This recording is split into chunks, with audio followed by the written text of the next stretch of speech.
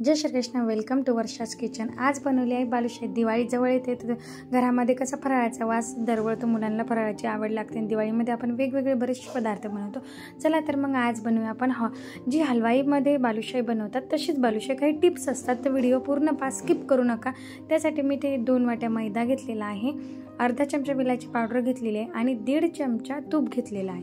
आता अर्धी वाटी दही घ्यायचं. जसं प्रमाण आहे त्याच पद्धतीने जर केलं तर हलवाई जसा बनवतो त्याच पद्धतीने आपली बालुशाही घरी तयार होते. तर अशा पद्धतीने मी अर्धा वाटी दही टाकलं, तूप आणि विलायची पावडर.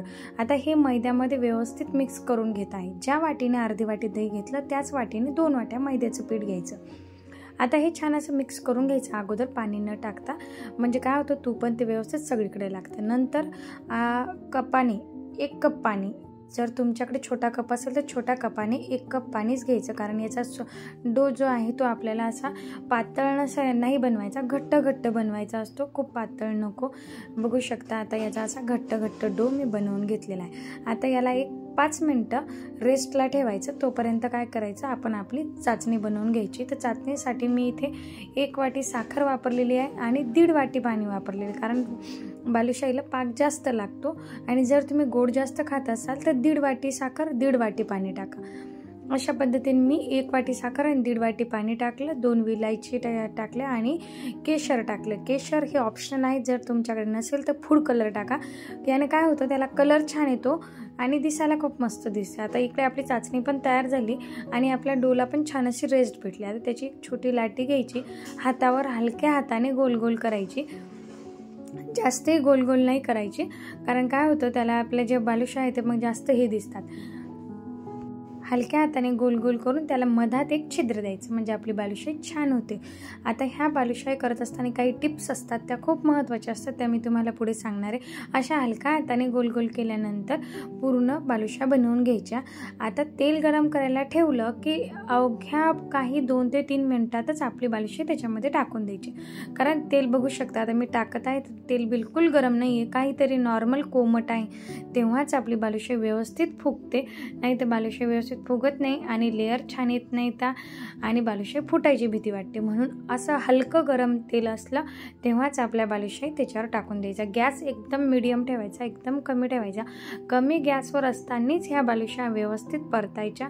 पूर्ण बालुशाही होईपर्यंत गॅस वाढवायचा नाही. जसा गॅस आपण सुरुवातीपासून ठेवलेला आहे मध्यम, तसाच ठेवायचा, तेव्हाच आपली बालुशाही व्यवस्थित होते.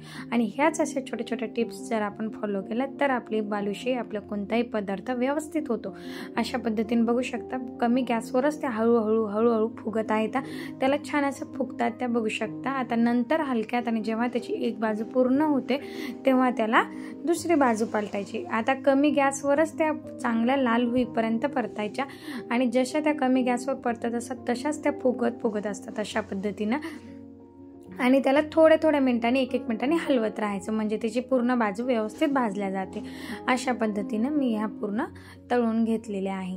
तुम्ही पण बालुशाही अशाच पद्धतीने करता का, मला कमेंट करून नक्की सांगा. बघू शकता बालुशाही किती छान अशी तयार झालेली आहे आपली. आता याचा जोपर्यंत कलर चेंज होत नाही तोपर्यंत याला तळत राहायचं, तेव्हा आपली बालुशाही मस्त होते, दिसायलाही खूप छान दिसते. आणि याला पाकामध्ये टाकल्यानंतर अजून याचा कलर चेंज होतो, खूप छान दिसते. तुम्ही नंतर पुढे पाहतच आहात. अशा पद्धतीने आता ह्या मी बाकीच्या टाकून दिल्या आणि याला थोड्याशा चाकूने वरतून चिरा दिल्या होत्या, म्हणजे अजून छान दिसण्यासाठी. हे ऑप्शनल आहे, तुम्हाला करायचं वाटलं तर करा, नाही तर झटपट तयार होत असेल तर आता हे दिसण्यासाठी मी वरतून याला थोड्याशा चाकूने अशा चिरा दिल्या, नंतर पण तळ्या, त्या पण एकदम छान दिसतात, दिसायला मस्त दिसतात म्हणून केलं होतं. अशा पद्धतीने मी बाकीच्या पण तळून घेतल्या. याला वेळ लागतो, 10 ते 15 मिनटं तळण्यासाठी वेळ लागतो. आता काय करायचं, आपली जी चाचणी आहे ती परत एकदा थोडीशी गरम करून घ्यायची.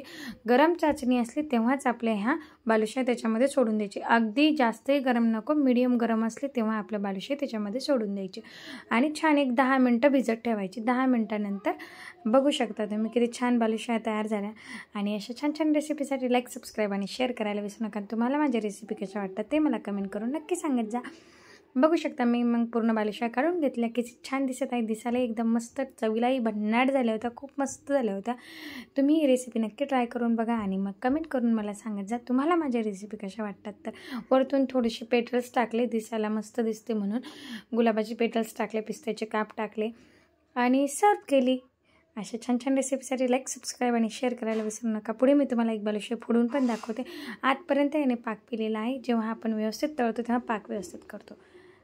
थँक्यू. बाय.